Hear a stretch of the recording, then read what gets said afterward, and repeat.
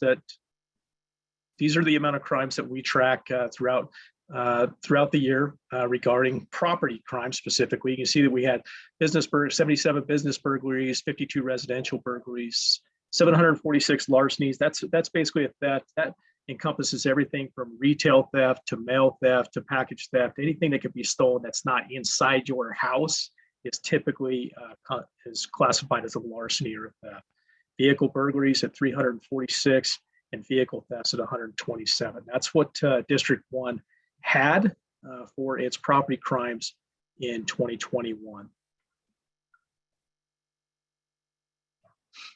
So this next graph you're going to see here is the trends over the past 5 years for property crime in District 1. So you can see that our larcenies and our thefts kind of hold pretty steady throughout the years. We did see a bit of an uptick in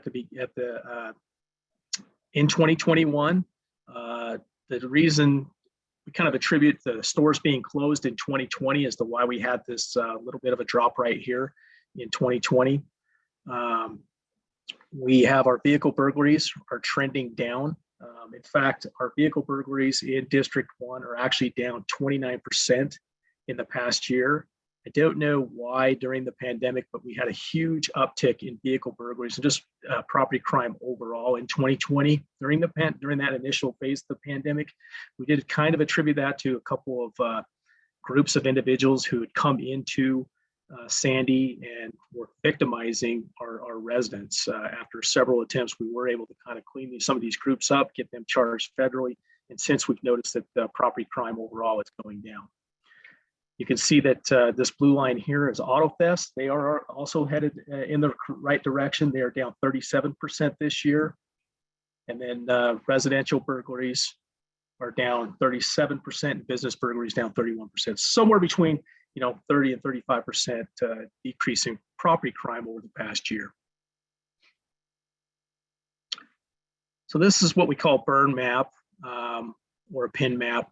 So this will kind of give you an indicator of where property crime is happening inside District 1. So I'd like you to take note of this area here, these areas here. Most of these areas where we see high volumes of property crime in District 1 are typically in apartment complexes or industrial area down here on 5th West or at the mall area.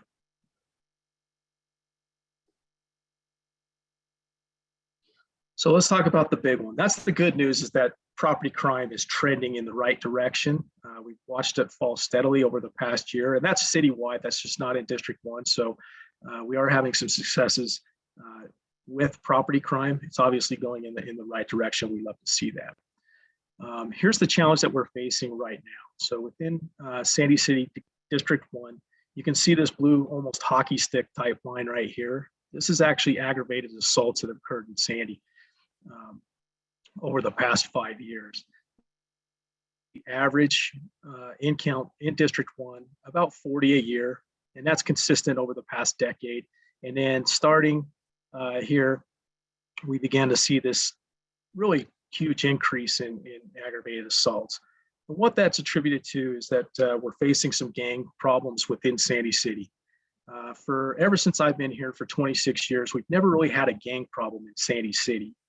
But we'll get the occasional gang member. I remember a gang from LA, Florencia 13, moved into a house up on 7th East at 10500 South several years ago. But we didn't see, actually they were there, but we didn't see this huge influx of violent crime when they moved into that home, and they've since moved on. But over the past couple of years, things have changed for some reason. And I'll get into that here in just a minute. But aggravated assaults in our city have gone up 39% in the past couple of years. Oop.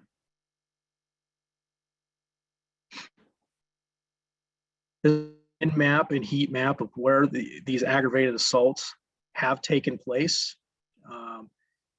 You can see that down here, this is in this particular area, this is where we see the majority of our gang issues. So who are the gangs that we're dealing with? There's several, but these are the main players. So our biggest perpetrators are from OTM, or is known as Old Town Midvale. They are also associated with La Primera and Florencia 13, who I referenced earlier. So you're going to notice that they're part of the Serranos gang, which is a Hispanic gang out of California. You're going to notice that 4 of the 5 of these that I'm putting up on the screen are from the Serranos set. So we've got OTM, La Primera, Brownside Los Crooks, and then the Quahi 13.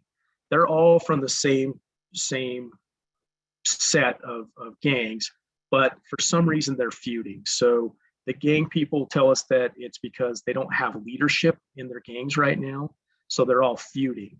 So interestingly, of all the shootings that we faced inside of historic Sandy, it's because of feuds between these gangs. So they're the same gang, but they're different sets. So they actually get into beefs with each other and they end up going to war with each other, which is what happened. And I'm going to talk about a timeline of how that's gone down over the past 2 years in Sandy. And then down here, you've got the Benny's Boys.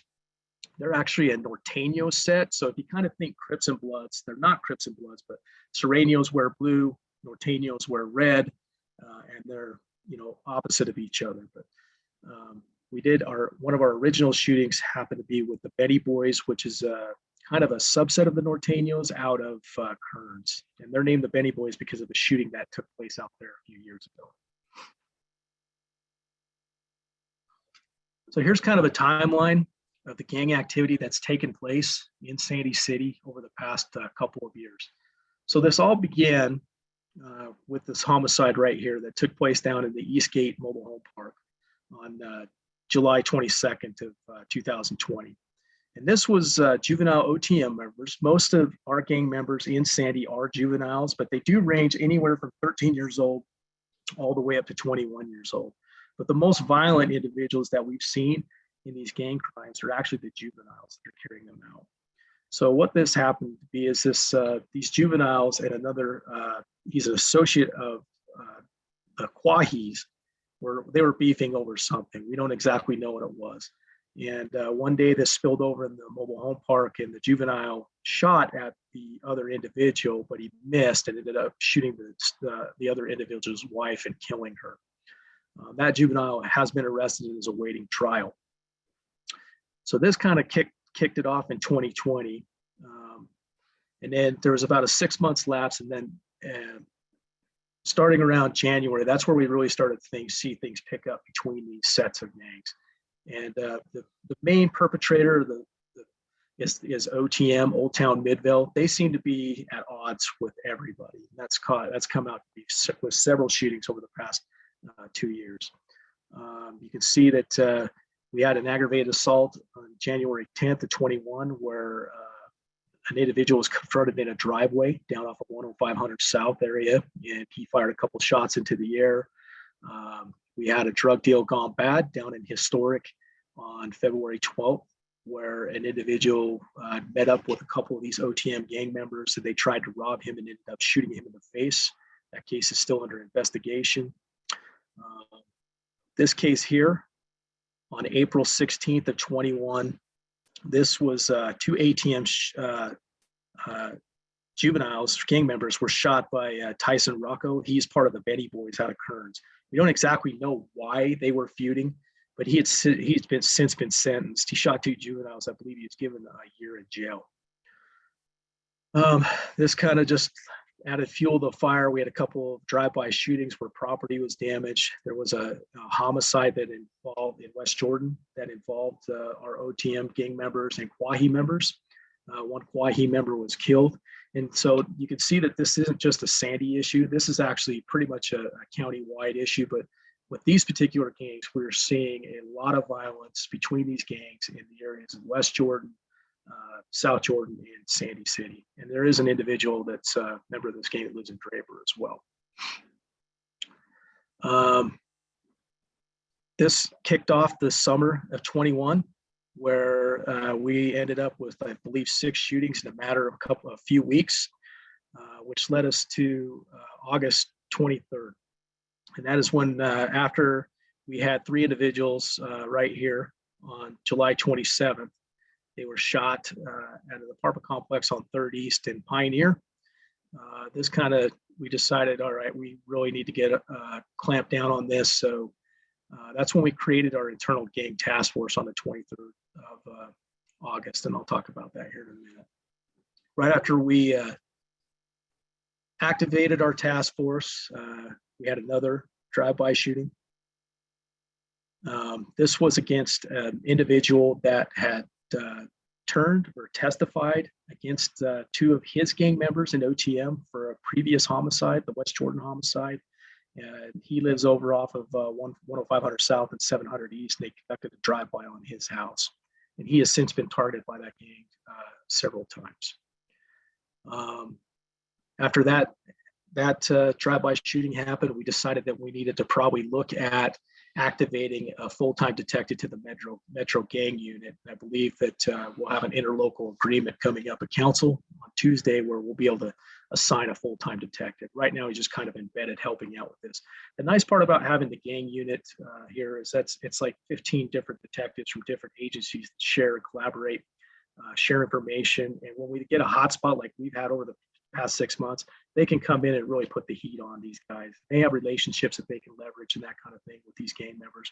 And the county gang unit has been awesome for us over the past 6 months. Even though we weren't a full-time member of the gang unit, they have come out and been amazing in helping us try to solve these issues.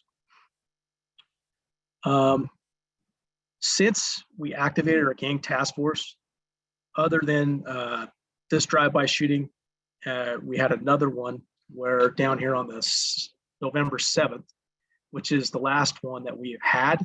This one took place on Pioneer and 3rd East. However, we just found casings and there was no damage and no injuries. We don't know if this individual was just shooting in the air or what. And then a week before that, we had an individual that was doing some target practice behind an apartment complex at 3rd East and Pioneer where he was shooting a stump.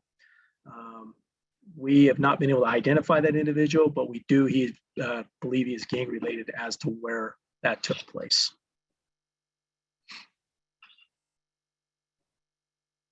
So again, we launched our gang task force on the 23rd of August.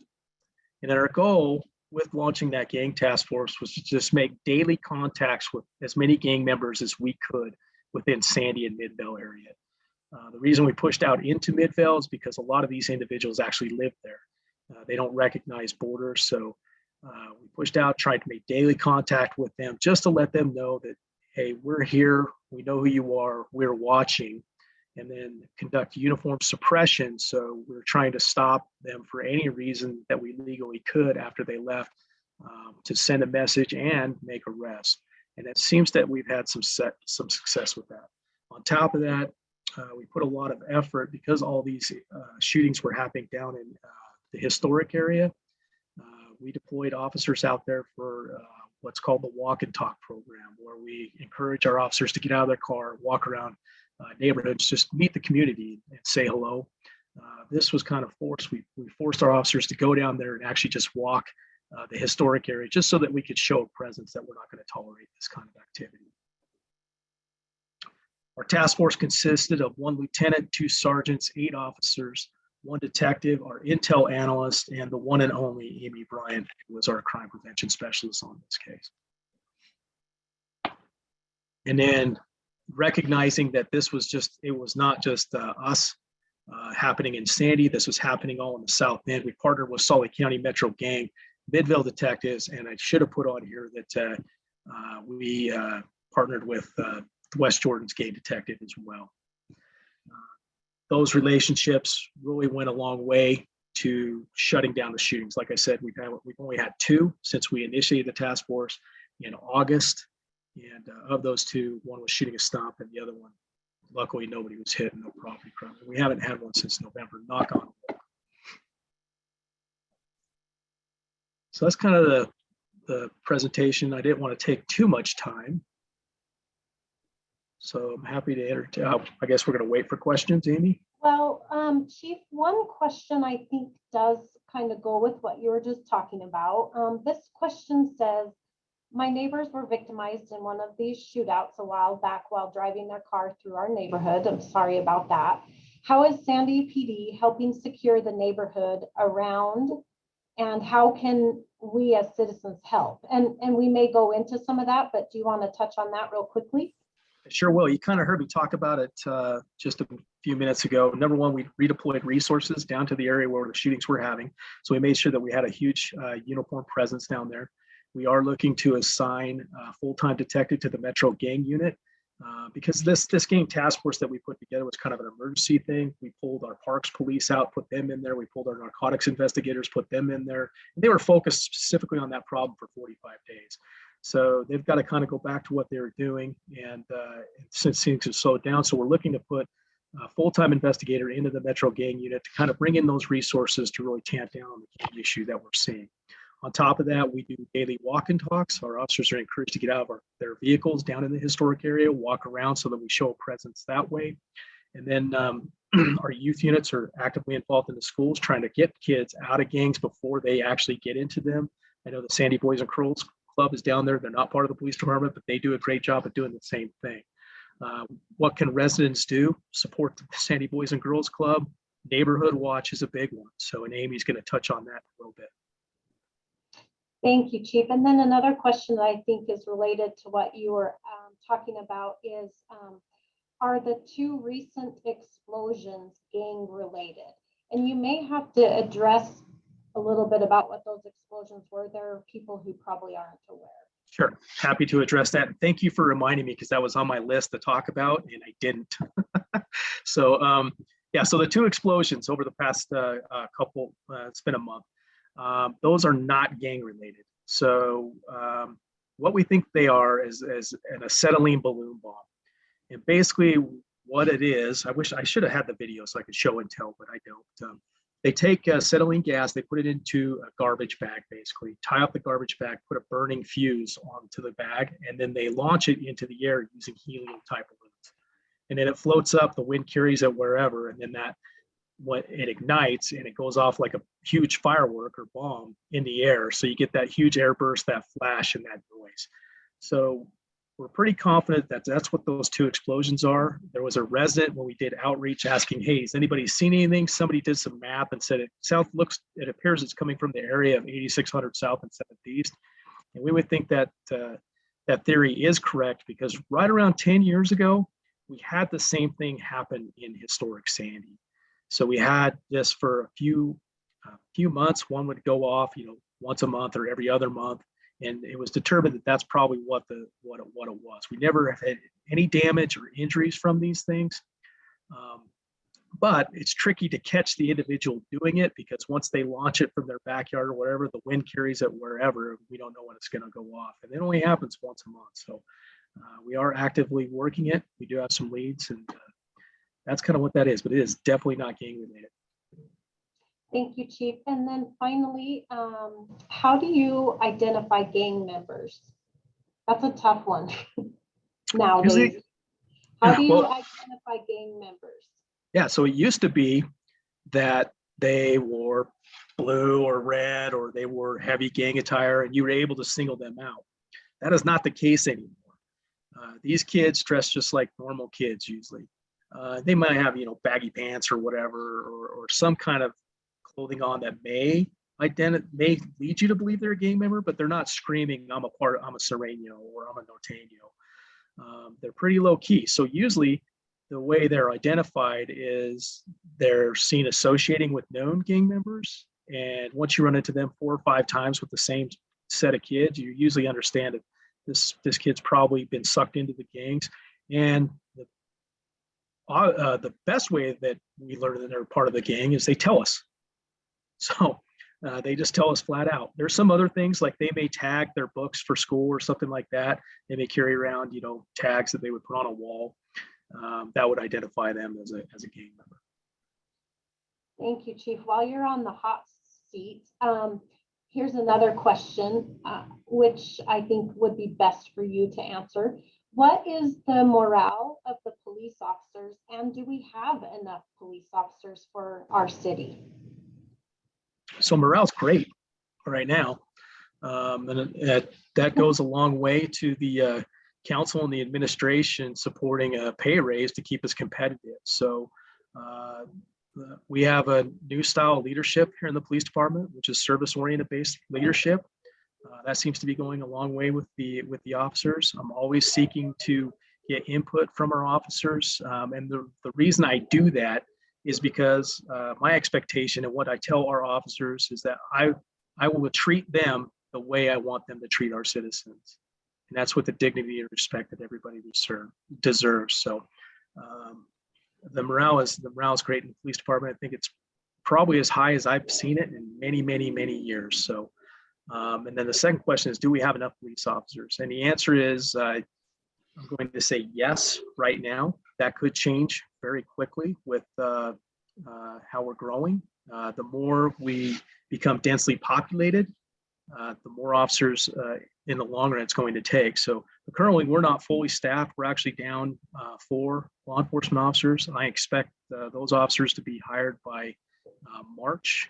Because of the pay increase, we're actually attracting many candidates from out of state.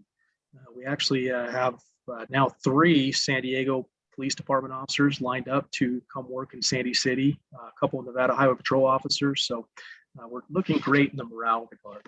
And I do think right now we do have enough officers to manage the call load.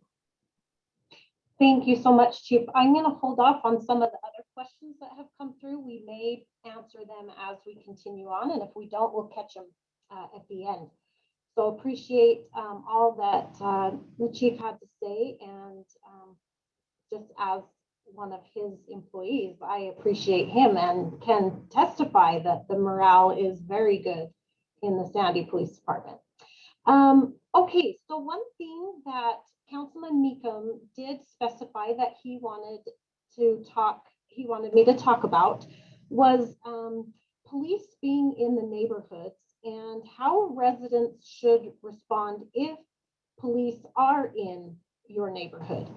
So here's what I would tell you. First of all, if the police are in your neighborhood, great, be aware that they are there, but carry on your business as you normally would. They have a job to do. They are responding to something, obviously, but let them do their job. You carry on and conduct your business as usual, but just be alert and aware that they are in the area. If something more large is taking place in a neighborhood where there is police presence, what I would say is information can sometimes be found about what is going on. We can't always stop our investigation or what we've responded to go inform the neighborhood of what's happening. But sometimes you can look to our social media forums. The police department posts on Nextdoor, we post on Neighbors by Ring, we post on Twitter, we post on Facebook, we post on, I missed one, Instagram. So on that resource sheet that you'll get tomorrow, you'll see all of those that you can, sign up for all of them or one of them or whatever. But we're really working on being more transparent and in a more timely manner to alert residents in neighborhoods if something is going on that we feel you need to be aware of. Now, if you chose, sometimes things are also posted by local media outlets. So you can always look at, the local media like KUTV2, Fox 13, ABC4, KSL, and sometimes they'll have information there also. If our public information officer is busy with the media, he or she may not have time to get a quick post out on our other forums, but we're working to find some and train some lieutenants to also have access to some of the social media sites so that we can get that information out to you in a more timely manner. So that would be my suggestion. Also, if there is ever a danger to the public, if the police are responding to a dangerous situation where we feel the public is in danger, we will alert you of that. So we will either send police personnel door to door, or we will send out an emergency alert telling you what information you need to know. Shelter in place, evacuate, whatever it might be. So I would really recommend, if you want to be on that emergency alert system, you will need to sign up through Citizen Connect. And that's a city, I don't know if you'd call it a program, I guess sort of a communication type of program. Yeah, Ryan, sorry, did you want to say something on that more? No, I was. I'm glad that there is a connection point right there. That that there is the ability to get those alerts, and I'm sure that we can post the link as we post this video so that folks have that.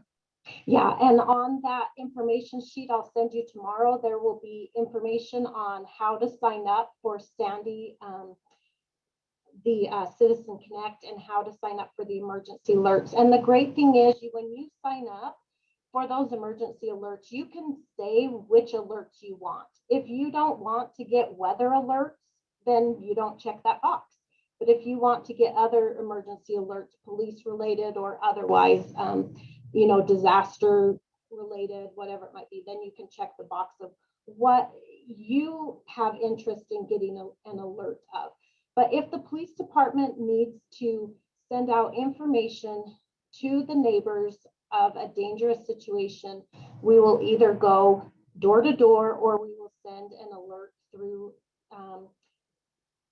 Sandy Now My Alerts, so through the Citizen Connect. So I would recommend that you guys in our citizenry that's here pass the word about that and get signed up to receive those things.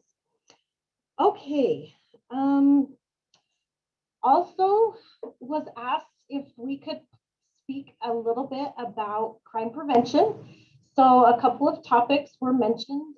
Violence prevention, since we have seen an increase in some violent types of crimes. And then also property crime prevention. I'm not going to go into real big detail on this stuff, but enough that you'll walk away from the meeting knowing some things that will help you. So how do you protect yourself from violent crime in your neighborhood? First of all, violent crime is any offense that's going to involve force or the threat of force. So that can always be very frightening. We're talking about things like murder, manslaughter, rape, aggravated assault, some of the gang violence that we've been talking about tonight. So here are just a few quick ideas for prevention and safety in that aspect. So I would always say the first and foremost, most important thing that I can tell you tonight is be aware of your surroundings. Always know what's going on around you. Be alert. If you're out in the neighborhood, keep your eyes open. Don't plug your ears with music, because that's a sense. That's one of the senses that you need to be on high alert always. You know, there's safety in numbers. Try to be out and about with friends. You can also, I even tell this to my seniors when I do senior safety presentations, is walk with confidence. Doesn't matter your age, doesn't matter if you're a man or a woman or a teen or a child. If you walk with confidence and show that you are in control, and you know, if somebody approaches you, you're gonna put up a fight if needed. That is a great way to prevent violence. Have a cell phone with you if you're out and about in the community. So if you see or hear things that need to be reported, you can do that. Listen to your instincts. If there's something in the community that doesn't feel right or look right or sound right, please call the police on that. We need to know. And even when I say sound right, this last summer, we did have a shooting take place. There were a handful of gunshots that went off, and we didn't even know that a crime had occurred until somebody was checked in at the hospital, because there was no call to 911. even though I know many residents in the community heard those gunshots. So if you're seeing things, hearing things, we need to know that at the police department. Please give us a call. Try to avoid high-risk situations, places like maybe the parks after hours, poorly lit streets or alleyways. Those are high-risk environments that you don't want to be in. It's really a good idea. One of the questions that was asked, what can we do as a neighborhood? One of the things you can do is identify the good homes in your neighborhood. Meet those people. If you're ever out and about and something's going on and you need a safe place to turn to, then you know where those safe places are. Make sure that you have peepholes on your doors and use those peepholes if somebody's at the door. I would suggest not opening the door to anybody you do not know or are not expecting. So just be cautious with who you're opening the door to. A big one, which a lot of people don't realize, I don't think, is to please, if you have a handgun or any gun, secure that weapon. Do not just leave it under the bed or in a bedstand drawer or in your vehicle. That's a big place where we see firearms get stolen. And those firearms are what's ending up in the hands of these juvenile gang members who are committing this violence. So please secure your weapons in a safe. Make sure that safe can't be picked up and walked away with either. Bolt it to the ground or whatever you need to do to secure that weapon. And please do not leave weapons in your vehicle. Even if your vehicle is locked and secured, we would still prefer that that gun be removed and secured inside.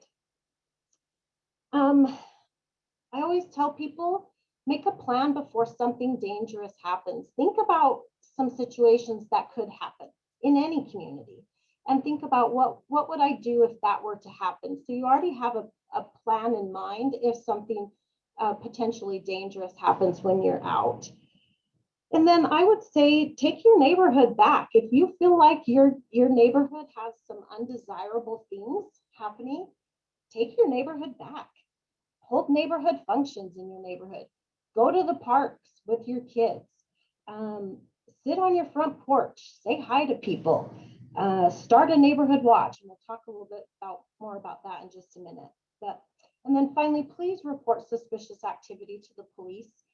You all know 911. It's an emergency number that you use to call the police if something is happening and you need immediate help. We also have a non-emergency number, which will be included on your sheet that I email tomorrow. The non-emergency number is to report, suspicious activity that you're seeing, or maybe a bike that was stolen overnight sometime, but you don't have suspect information. Things like that you can look up at the non-emergency number and not tie up that 911 line. Okay. And then if any of you have been victims of a violent crime, we have a great victim advocate program. Jen, who is on the line with us here, can talk very briefly about the victim advocates and their role in helping people who have been victims of violent crimes. So Jen, take it away. And we don't even just help with just violent crimes. We help with property crimes as well. We've had, for example, there's been the discussion of there was a shooting of a house last year. We're happy to reach out and give the opportunity to support and find the resources and support necessary to help fix anything in the home. There's a great program out there called Crime Victims Reparations, which uses federal money paid by defendants of other crimes to help victims of crime get some of the financial support back if they've had an incident and had to go to the hospital, had issues with being able to go back to work right after a crime has occurred. They need to relocate because they don't feel safe in their same area. So that money is there and needs to be utilized. And so if there has been, there's certain qualifications, of course, and we've got a brochure and the application all ready to go for anybody that has been a victim of a crime that might be able to use that money. We also have a part-time therapist that works in our unit, Michelle Stedman. She does great work in connecting people with resources and support for counseling. She does crisis counseling herself in an emergency situation where somebody needs support more immediately. And unfortunately, therapy has become, good. It's good that therapy has become a very big asset right now because everybody can use it. But at the same time, that leaves therapists sometimes further out than you would hope. So sometimes she can be a great asset for the citizens of Sandy as well. And then we have 3 advocates, not including myself, that are also out there. And just like the police have an emergency and a crisis, the non-emergency line, we actually have a crisis line for the victim advocates, which Amy has, and we'll give to you with all the information, that if you're in crisis and you're not sure what to do, and you think the support of a victim advocate would be beneficial, you can call that crisis line. You have to leave a message for us to call you back, but the victim advocate that's on call will return that call and try and help you sort through what's going on and how we can do to help. We also help with going to court, making sure the victim's rights are heard in court. And we also help with making sure you can get protective orders, getting information to our officers, for sometimes we need extra patrol in a certain area for the safety of a family or a victim that's going on, and making sure that information's out there as well. We have a lot of support and resources. We're connected with most of the other victim advocates in the city or in the county and in the state. So even if something not happened in this our area, but you need connections to those resources, we can do that as well. We've just got a lot. Thank you so much, Jen. I appreciate that. And yes, I will include all of that information in our resources sheet that will be emailed out tomorrow.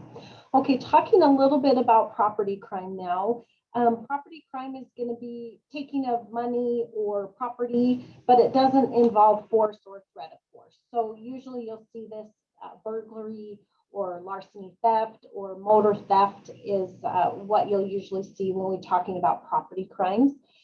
So in October of 2020, the police department launched a property crime prevention initiative. It's hashtag Sandy Secure. And Sandy Secure focuses on residential burglary prevention, vehicle burglary and vehicle theft prevention, mail and package theft prevention, and bicycle theft prevention. We have so much information on our website about the Sandy Secure initiative. And if you really love to hear us talk even more, when you navigate to the website, to the police department website, Sandy Secure, you can watch another webinar that we did in October of 2020 talking about each of those topics in specific detail. So I won't go into too much detail with those.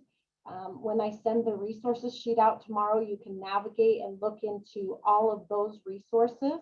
But one thing I will say, my biggest advice I would give to citizens in the city when we're talking about preventing property crime would be to secure the property that you have.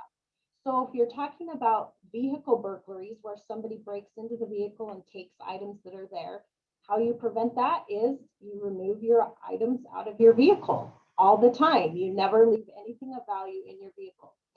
If you're talking about your home, you keep your porch lights on at night. You lock your doors and windows.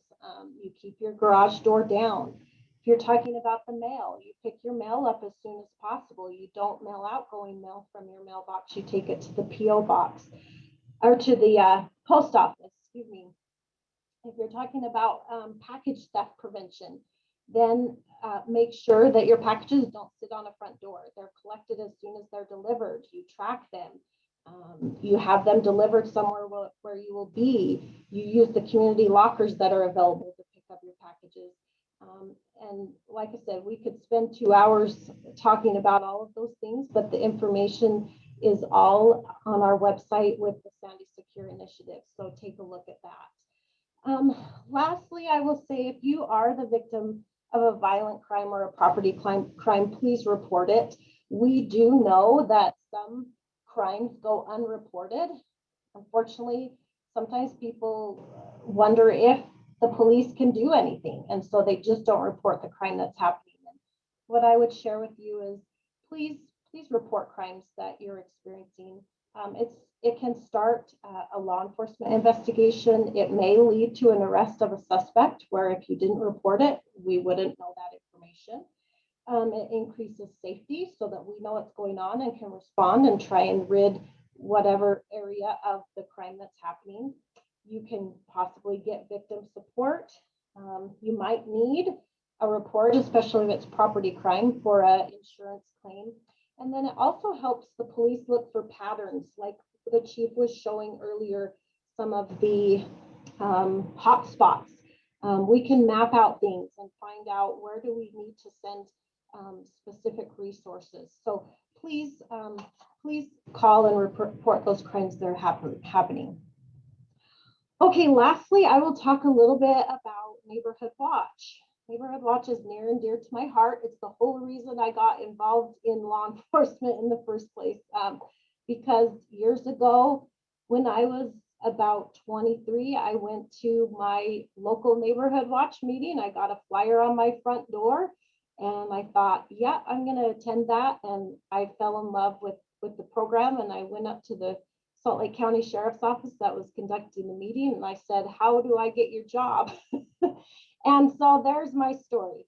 But and I applied. I graduated from college, applied, and Sandy City, I don't know, they took me, so I feel blessed. But so Neighborhood Watch, what is Neighborhood Watch? Neighborhood Watch is a program that brings your neighborhood and the police department together. So we form a partnership. And the whole reason we form that partnership is to prevent and fight crime. It's voluntary, so it's all done voluntarily by community members. It's community-based, and it is a communication link between your neighborhood and the police department, and the city, for that matter. We can send out information on all sorts of things that would be helpful for your neighborhood to be aware of.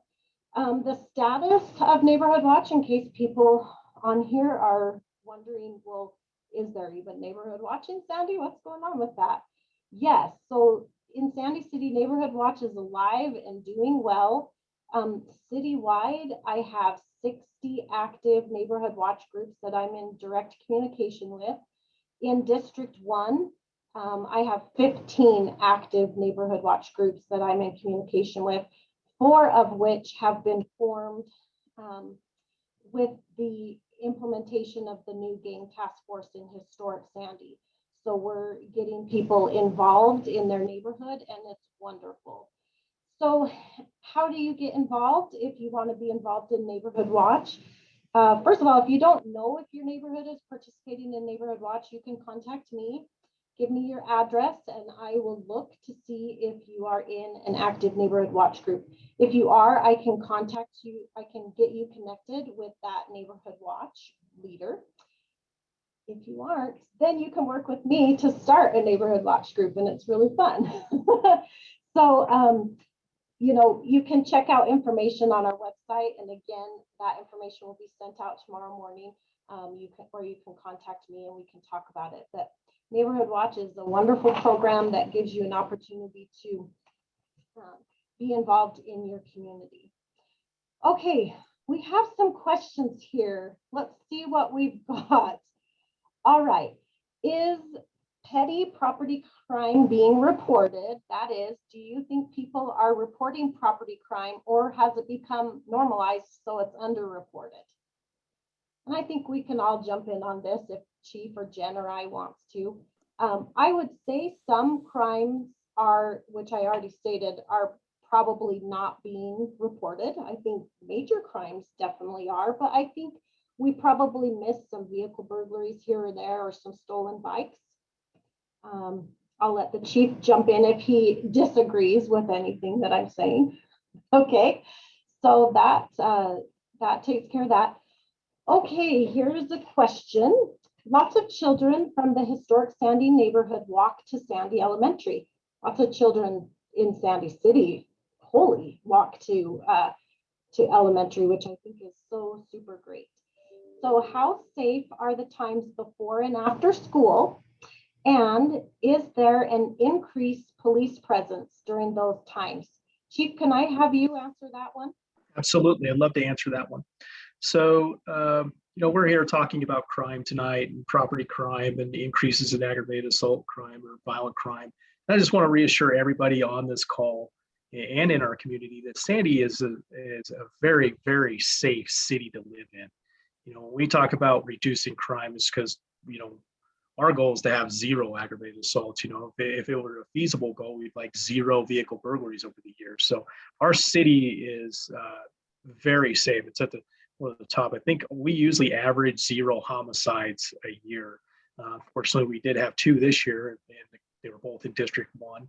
But I just want to reassure everybody that we're very safe. So the answer is yes. The kids walk into school. We have great crossing guards to make sure they get across to their elementary school every day. Our traffic unit is out there working school crossings every morning and every afternoon when the kids come and go from school. We try to always have a police presence in the neighborhoods at all hours of the day. So I wouldn't just say that our community is safe at those hours. Our community is safe 24 hours a day. Thank you. Okay, I'll take this one. What is the ideal size for a neighborhood watch and how many homes per watch? So that's an interesting one, and actually a question I get quite often. So neighborhood watch, in my professional opinion, I would say a smaller, more intimate neighborhood watch group is a little bit better. I have groups that are 300 homes and I have groups that are 5 homes. So it can be as much or as little as you want. And as the person that's willing to step up and volunteer and say, I'll do a neighborhood watch, I leave that up to you. Some people are willing to take a little bit bigger bite of the apple, and other people want to keep it small. Some people will start small and then add on streets now and then. Maybe a year into it, okay, I feel comfortable, I can add on this next street and this next street. So it's really up to you, but I would say you definitely want to have the people across the street from you and maybe behind you as part of your neighborhood watch group. So that's how I would answer that one. And I can certainly, talk to any resident that wants to call me and in more detail about that. Hey, Amy. All right. Yes. So Brooke Christensen typed a question and Jen Hamilton answered it. The question was, there have been rumors of kids bringing guns to Hillcrest High School 2 or 3 times since the start of school in January. Is this confirmed? How is it being handled if it is? So Jen answered it appropriately. Hillcrest High School is actually in Midvale, so the UPD detective takes care of that school. However, if you looked at my timeline, and I couldn't see it because the screen was cut off, but at the end of the timeline, you would see that there were 3 of our Old Town Midvale OTM gang members, juveniles, that were arrested at Diamond Ridge, which is in Sandy, for bringing firearms to the school. They were captured in the parking lot, and thankfully that threat was mitigated. There was no threat to the school per se, but yes, so we have actually seen that. Thank you so much, Chief. I may have you tackle this one. Would you say crime increases as more apartments are brought into the areas? I would say yes, and you kind of saw my hotspot, our burn map, where I highlighted the apartment complexes in the city. It's not so much that that's bringing in the crime, but anytime that you take a bunch of people and cram them into a confined space, you're going to see an uptick in crime in that area. A good example is the apartment complex at 90th South and State Street. There used to be the Blue Pines Mobile Home Park down there where we had 20 trailers. It's a pretty run down area. We went there once or twice a day. The apartment complex came in and our calls for service went up to something like 30 or 40 a day down there. So we do, anytime we have an apartment complex, we're going to respond there more. On top of that, if you're a vehicle burglar or somebody looking to break into cars and you have, you go up to say Bell Canyon Acres and there are, acre lots or 2-acre lots, it's a lot further to get from vehicle to vehicle. Where if you're in a apartment complex like down at Axio Apartments, you have 150, 200 cars right at within 2 steps of each other. So that's kind of the reason why we see an increase in crime in those complexes. Great. Okay, Chief, I'll have you answer this one as well, although I probably could, but I'll give it to you. Will the police be enforcing street parking will the police be enforcing street parking issues during storms? Yes, so we encourage our police officers to go out when 24 hours before a storm and try and take an active approach. Now, we don't typically like to go out and issue citations on those things. Typically, what our officers will do is stop and go up and knock on the door, remind them of the ordinance, and ask them to move their vehicle. We don't typically take enforcement unless it's a chronic issue. Unfortunately, there's a lot of roadway in Sandy and a lot of people park on the street. So a lot of times we're relying on plow drivers to give us a call if they need a car moved or cited or whatever. But yes, we try and take as much enforcement action as we can on those vehicles. And to add to that, if you're noticing a habitual problem in your neighborhood, please reach out to us, call the non-emergency dispatch number that I'll provide, and give us a call and let us know so that we can come out to that area specifically. Okay, Mr. Meekum, I may have you answer this one. This says, thank you for putting this meeting together. Why only have District 1 here? It seems like all areas of Sandy are having problems, and it would be helpful to be aware of each district's specific issues. Yeah, love it. Great question. We just wanted to start here. There's no reason we can't do more of this. In fact, I think between Amy, you and the chief, you guys do a great job here. But thanks to Mayor Zoltansky and this partnership. We just wanted to start here as a way of starting the communication. I think this is part of our efforts to engage our residents. We want to make sure that the communication is there. There just have to have been some incidents in the recent past in this area, so we thought it was a great place to start. I have no doubt my colleagues and others would love to do this in other areas of the cities as well. Just a place to start. So thanks for the question. And then between Councilman Meekum and Mayor Zoltansky, maybe you guys can tackle this one, or maybe the chief can too. What is the city doing to curb the illegal dumping in historic Sandy? Very good.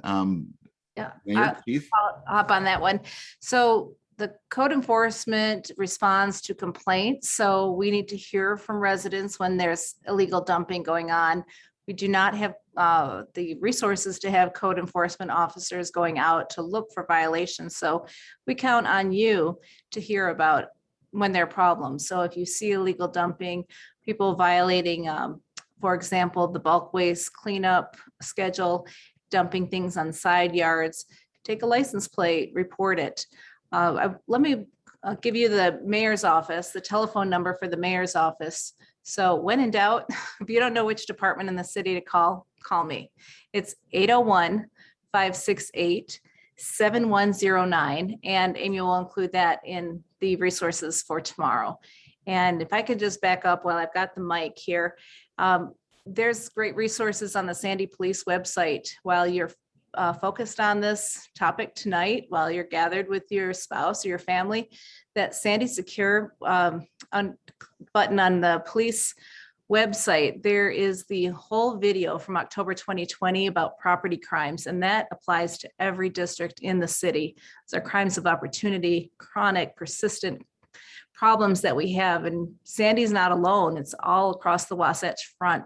Property crimes are up, mail thefts and porch pirates and all of that. There's a really good video from the town hall that was held in October 2020, and it gives all the resources and how you can connect with your neighbors. Great advice from the police chief and our sergeants who investigate So please be sure to take a look at the Sandy Secure video that's on the website. So those are two things that I wanted to add. Anything else, Thanks, Councilman Mayor. Meekum? No, nothing to add. Thanks, Mayor, for doing that. Code enforcement is the right place to go, and limited resources, and I have no doubt we'll do the best we can. So while you two are talking, there is a question. How can we get code enforcement to help us clean up the neighborhoods so that criminals know we care? Yeah, I think one of the things that the city historically has done a fantastic job, in terms of Sandy Pride, in terms of organizing specific activities around the city to do that. That's been an excellent program over the course of time. And it really kind of helps us identify some specific areas that might need some extra help that might otherwise not need it. But I would say that's a great opportunity with that program to continue to reach out and help specific areas. And there's one area where the neighborhood watch also can help too. It's not just dealing with the police, but dealing with code enforcement problems. And then I have to say, one thing that I've observed in my own neighborhood and others is when one property starts to improve, plant flowers, paint a fence, repair a sidewalk, that is very contagious in a neighborhood, and especially in historic Sandy where people live in such close proximity. So when one neighbor helps another, maybe somebody who has limited resources or isn't physically able to get out and take care of a property, it does help spread the beautification efforts throughout the neighborhood. And we've seen that in many areas in the city. Mayor, here's a question for you. And you might have to explain what this program is a little bit because some residents on might not know. Is Sandy City going to revitalize the community coordinator program? So we will be doing it and doing it a little bit different. We're going to launch a Sandy Service Ambassador program. So it will give people who are interested in a specific issue on civic life or city life and civic engagement to kind of connect around that. So whether it's development and growth, beautification, historic preservation, parks and trails. So while it won't be designed for geography, it will be designed for people to come together from all across the city to participate in local decision-making and bring issues to the attention of the administration and the council. So we'll be able to offer that to participate. So that will be coming very soon. Thank you so much. Here's a question.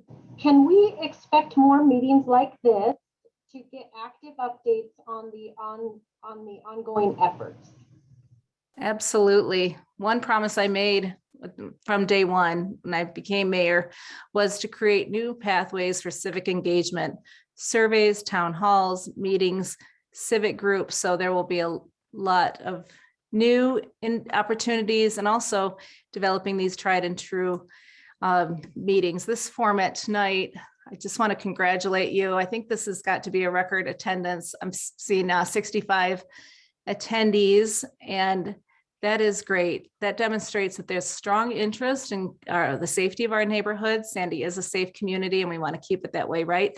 And so when people are armed with information, when we come together, I know each one of you will take what you've learned tonight and share it with your neighbors. And then this recording will be available online too. So word will spread and grow. That is our goal. So yes, we'll absolutely be doing town halls on not only public safety, but all aspects of city services. And I'm looking forward to launching that.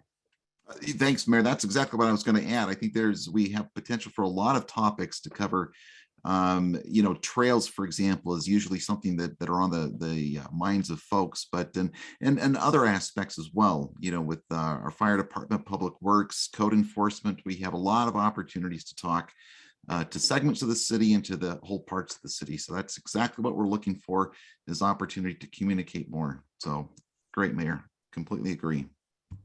Yeah, and if I can add to that, just from the police department side, if there's ever a want or a need for us to come out into your more intimate community rather than a large District 1 group like we have here, please reach out to me and we can set up a meeting.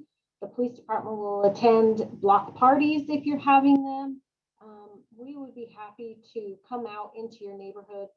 We can do a formal meeting on any topic that you have. We can do informal fun stuff. So please communicate with us and let me know if you want us to come into your neighborhood to present on anything you would like.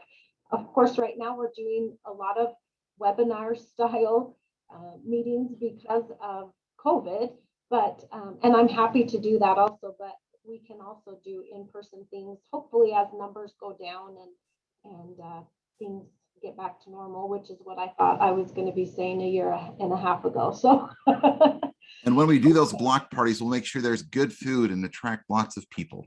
that's right. That's right. You always Attest that when you do have the neighborhood watch party or the block parties, Sandy police officers love to attend, show the kids the police vehicles. Amy Bryant attends herself, gives us statistical information updates.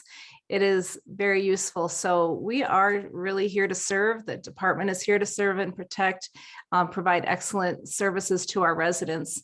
I really appreciate the questions coming in the chat. Thank you so much. You're a very active group tonight and you're asking great questions. Shows how educated and informed and engaged we have our residents. And please share what you think of tonight's presentation.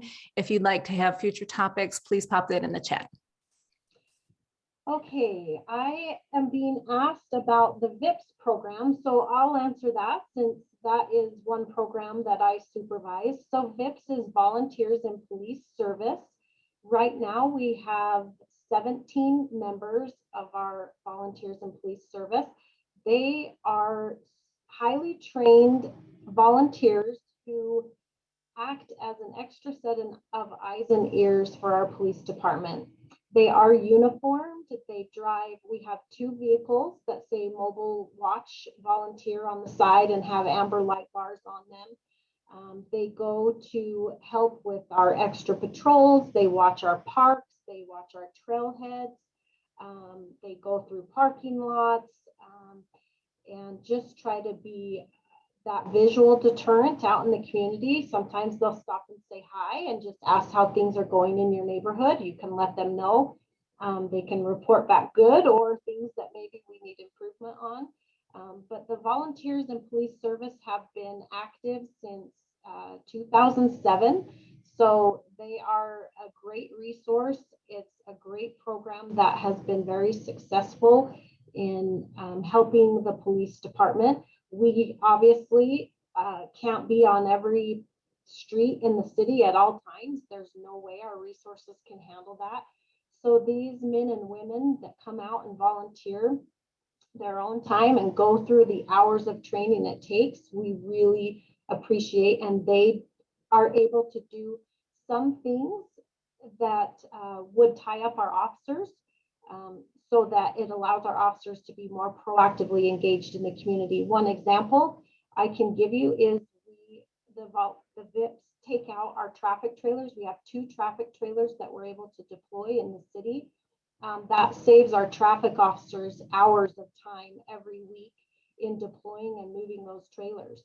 Where before the VIPs did it, it was our traffic officers that were doing it. So now they have a few extra hours a week that they can devote to other things in the community. So, okay. Amy, can I just jump in on that? So I just want to take a second and tell you how valuable, I know Amy did a great job on telling you how valuable our VIPs are, but they truly are amazing. It was asked earlier if we have enough police officers in our police department, and I said yes at this time. And one of the big reasons that's the case is because we have these people that come out and volunteer and help us out. The VIPs are tremendous in the fact that we respond to every call for service here in Sandy's PD. We always will. If you call the police, you deserve a response. And when people call for our vacation watch program, if we didn't have our volunteers, our VIPs going out there and checking on these residences, our police officers would be required to go do that. And like Amy said, that would kind of cut into their proactive patrol time. So they're amazing in that they do that. We also have an Explorer program in our police department, which is youth. It's actually affiliated with the Boy Scouts, but we have kids from 14 all the way up to 21 years old. They age out when they're 21. They come in, they learn about police work, they drill. And then when we have events like the 4th of July, if you've ever been down to the 4th of July celebration, if you come to an intersection, you might see a young kid in a light blue police shirt with police patches on it. That's a police explorer. They donate thousands of hours. We had our banquet last Friday, and I think like the highest, we had an individual in the Explorers that donated something like 1,800 hours to our police department. It's incredible the service they do. So they do so much for us. Can't speak highly enough for those two programs in our police department. Thank you. I will add information about VIPs and the Explorer post to the resources sheet I send out, since that was brought up. Okay. All right, Chief, this one's for you. Last year, you talked about at City Council about individuals who were being arrested several times in a month, but were quickly released from the jail. Has this situation improved? It has somewhat. They've started keeping people longer. There was a big kind of one of the biggest deal that's happened over the development that's happened over the past few months is DA Sim Gill came down and said that he is no longer going to plea down cases that involved gun crime. So that has been a huge benefit, especially what we've seen down in Historic. We've made several gun arrests. If you commit a crime with a gun, he is going to throw the book at you. And he's come out and said that publicly, and that's been a huge help to us. The jail is actually doing a great job of holding on to people longer. So that's it. The answer is yes, things are improving. Thank you. All right, what questions am I missing here? Oh, any updates on the fiber optic internet project? That is coming in. Google Fiber is going in the ground as fast as they can move. So it started at North Sandy, and I think they're almost down to 106 South. So that is happening. Google Fiber will be available, high speed upload and download capacity for a very reasonable amount, $70 a month for residences. So exciting opportunity for Sandy. Okay. This question is about recycling and frustrations on compliance. It says, I think the biggest discussion item on social media is indeed the recycling and frustrations and even compliance. Several have reverted to disposing all their recyclables in their regular garbage. What can we do? I'll take that one. We just had a presentation at City Council last Tuesday about the recycling. So we've been 6 months into the biweekly recycling schedule. So every other week recycling, and the quality, the contamination. Thank you. The contamination is way down and the quality is up. So what does that do? It saves the city money. So it's something that we're keeping a close eye. We haven't had a long enough period of time to decide if there's going to be changes on the recycling schedules going forward. That's something the city council will have to decide. But the quality of the recycling is going up. People are eligible to request a second can for $2.50 a month. You can get a second can, or you can get a larger can for no cost. So there's no backlog anymore to get a second or a larger can. So a call to our public works, we'll include that information in the chat as well. So if you need larger capacity, you can have that. The pickup schedule, however, is every other week, and that is continuing. Thank you so much, Mayor. Is there a plan for community cleanup for Dimpledale Park? I know we've done those in the past. I've even been out a few times and helped on those. Do you know if there's a date in the works for that? Yeah, I can answer that one. April 23rd is going to be the Dimpledale Preservation Community Earth Day cleanup this year. And so that is already scheduled on their page, on the Dimpledale Preservation Community page. We had a big cleanup last spring, and then we had this National Day of Service cleanup last fall too. So we had two big community-wide cleanups, and every bit helps. If you are using our trails, whether it's Dimpledale or Hidden Valley or Lone Peak Park or any parks, if you are a hiker, please take a grocery bag with you in your pocket and pick things up on your way. Just leave the parks a little bit better than you found them. And this is a great time of year to do little cleanups with your family, your neighborhood groups. You can make a big impact in your local parks. But right now, while there's no snow and the grass is low, you can see cans and bags that have been wedged into trees. So I encourage everybody, as you're out hiking our city, do a little bit to make it a little bit better. There is a question on here about CERT. CERT is Community Emergency Response Team. It's through our fire department. That's about what I know. Does somebody else want to take that one? I was going to say the exact same thing. So I know if you reach out to Lenore Quarry with the fire department, in fact, I'll add that to the sheet also. Lenore Quarry is in charge of the Community Emergency Response Team. I've been through the training. It's awesome. It's wonderful. But Lenore through the fire department is who you would want to talk to further about that. So I'll include her information. Thanks, Amy. Great save. Okay, wonderful. Well, that is the conclusion of our meeting tonight. Before we log off, I want to give the opportunity for if the chief wants to say anything else, or Jen or Councilman Meekum, and then I'll let the mayor have the last word. yeah, I'd like to jump in just real quick. So I just want to say thanks to everyone for coming out tonight. I think these town halls are great. Obviously, we'd much rather have these in person. Can't throw stuff at us online. But yeah, so I'm looking forward to doing more of these. I'm pretty sure we're going to do more of these going forward in the future. Looking forward to it. And real quick, something I should have touched on during my property crime report is catalytic converter theft. So bear with me just a second. So catalytic converter theft, these guys can climb underneath these vehicles and cut off your catalytic converter on your vehicle in a matter of seconds. If you see somebody walking down the street with a Sawzall, you might want to take a second look and wonder why they're walking down the street with a Sawzall.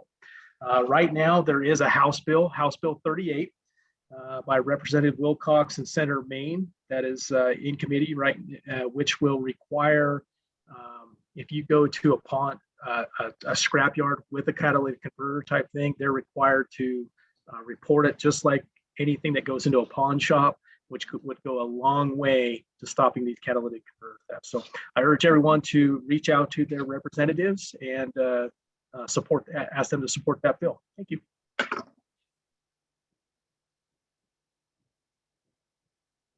Councilman Meekum. Thank you for being here. This doesn't work without working together. So appreciate taking the time, and it was great questions, great conversation. Thank you to the police department. Thank you, Mayor, for organizing this. It was a great conversation tonight. Thank you very much.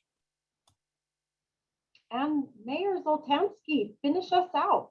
Hey, thank you so much. Thank you, Chief, Amy Bryant, Jen Hamilton, Councilman Meekum, and all our attendees tonight. What a great discussion. This is just the beginning.